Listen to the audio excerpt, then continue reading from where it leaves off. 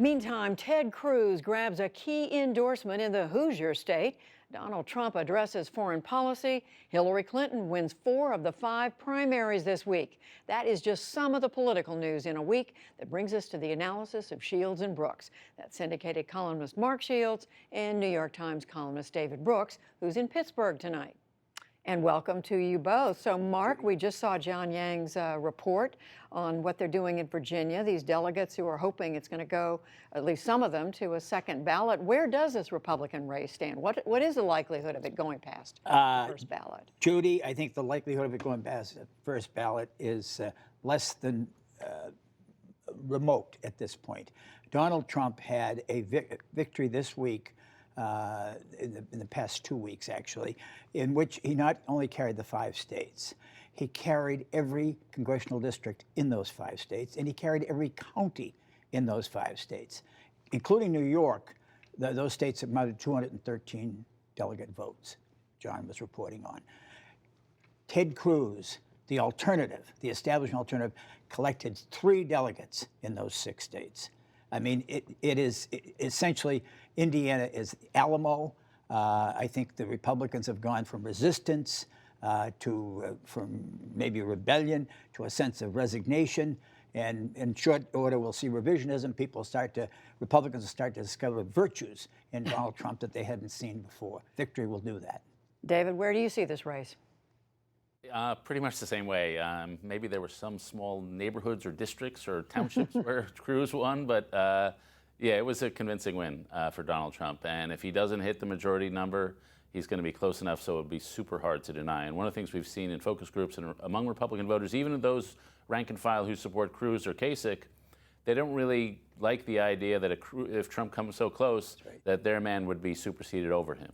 And so there's not much willpower among the Republicans, either at the elite or the mass level, to deny Trump if he's close, which it looks almost certain like he's going to be close. The second thing that's happened is not only Trump is strong, but Cruz looks a lot weaker and flailing about with Carly Fiorina and the alleged Kasich deal. That looks like the acts of a drowning man. And so just in terms of the moral rigor, the motivation force, the morale, Cruz is collapsing and Trump is surging. So I agree with Mark.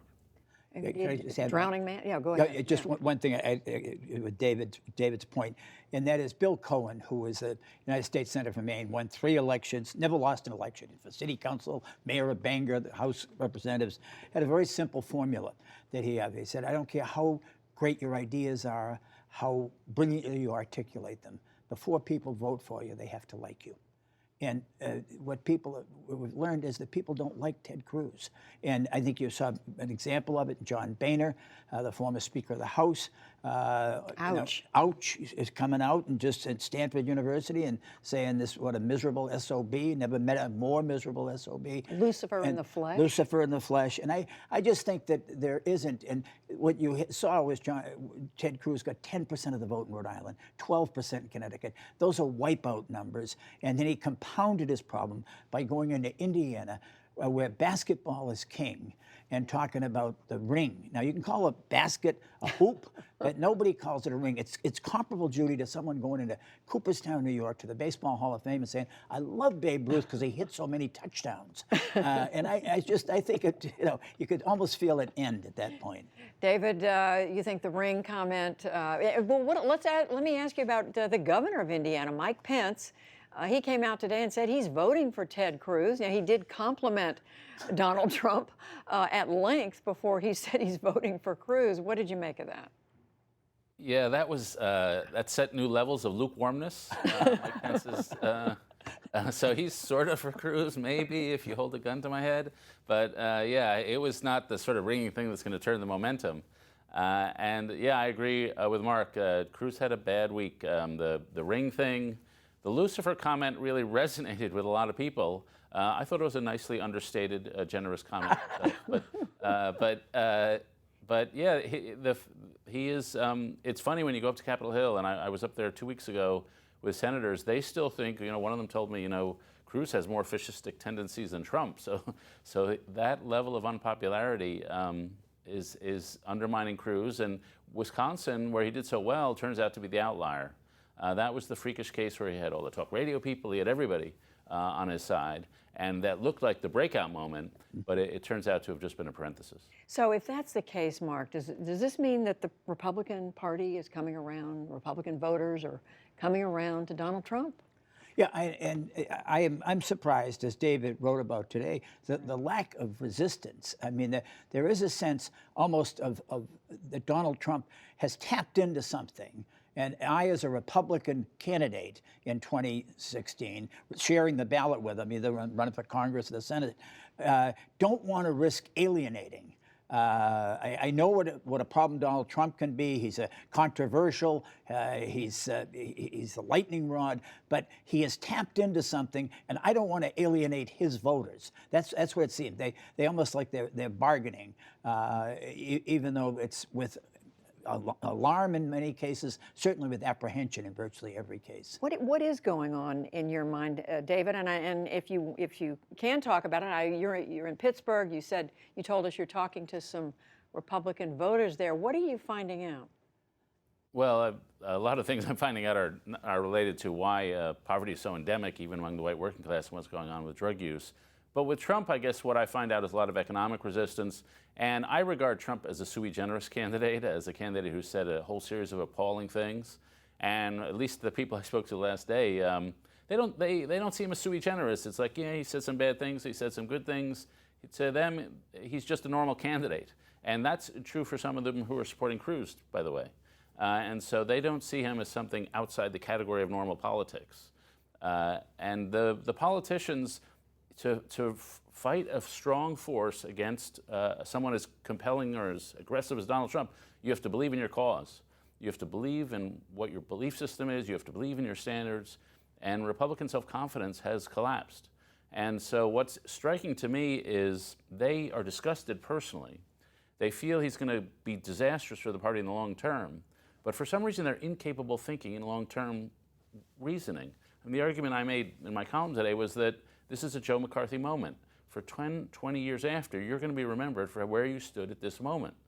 And Republicans should be saying, even if it's just out of self-interest, I will not be on the side of that guy. I will register my disgust with that guy, so 20 years from now, my grandchildren will be able to say he was on the right side. But so few are doing that. Well, Mark, we know a lot of Republicans are happy with the way Donald Trump is going after Hillary Clinton, but he made a statement this week, I think that got a lot of notice, where he said the only thing she's got is the woman's card, and he said if she were a man, she'd be getting just 5% of the vote. Mm-hmm. Is this something Donald Trump needs to be careful about, or is this an effective line of argument for him?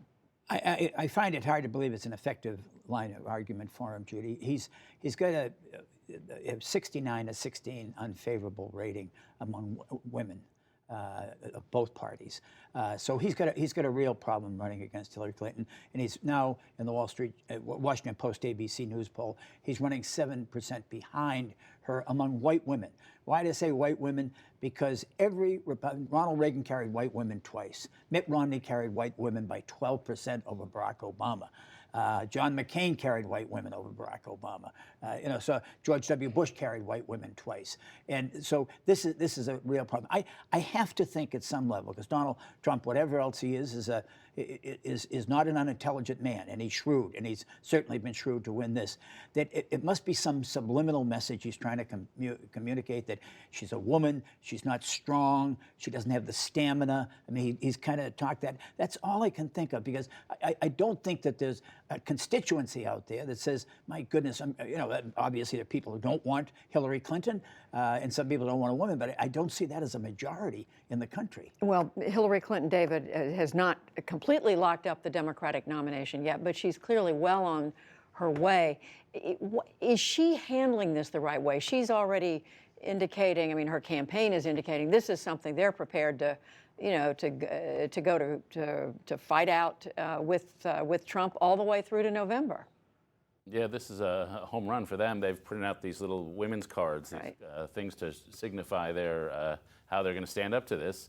And it's a total winner for them. For among suburban swing voter women, it's a total winner. I think for Trump, it's not subliminal. It's just unconscious. His attitudes towards women have been entirely consistent for most of his life, and this is an outgrowth of that.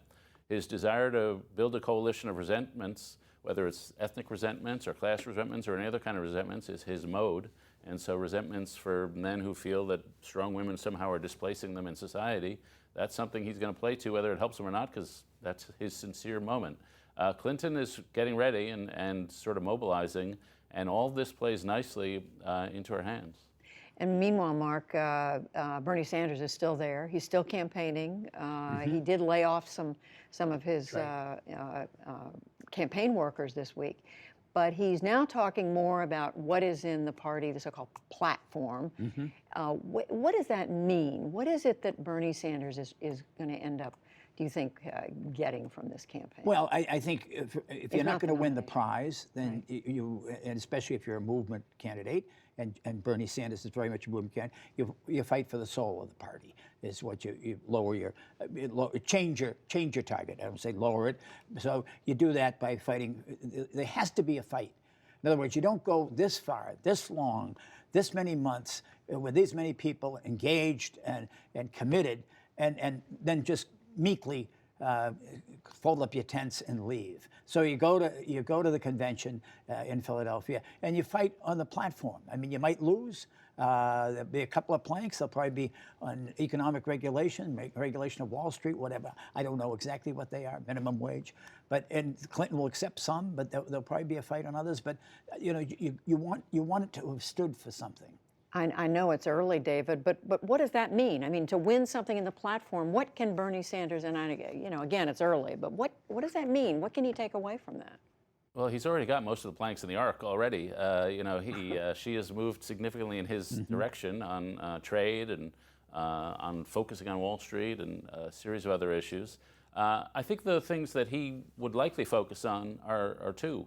One is to ask her to embrace free college tuition, which has been a centerpiece of his campaign, and the millennials are a centerpiece of his campaign. I don't know if she's going to do that, but that's something to press for. And then something on campaign finance. He's revolutionized the way campaigns fund themselves, and so that would be consistent. I would see those are the two things, and maybe to solidify her support for the $15 minimum wage. She's sort of mushy on that one, but he's had a big effect already, and he might just want a few more pieces to add to the accomplishments and the trophies on the wall.